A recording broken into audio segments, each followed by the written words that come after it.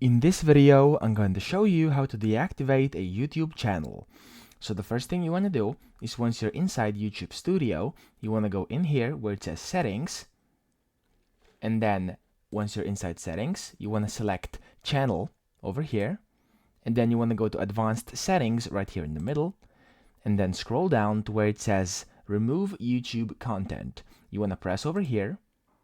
Then you will be asked to put in your password. I just did that so I don't have to again. And then you are redirected to this website where it says hide or delete your content from YouTube. Now, if you would like to deactivate your YouTube channel, you can simply click here to where it says I want to hide my channel.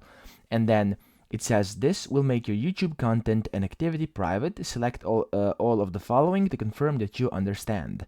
And you want to click over here where it says the following will be made private until you re-enable your channel. You want to check this, and then your data on other Google properties will not be removed. Check this, and then click hide my channel, and your channel has successfully been hidden or deactivated until you re-enable it or reactivate it. Now, if you only want to permanently delete your content, you simply can press down here, check these two check marks over here, click delete my content, and all your content will be deleted. And that's it. That's how you do it.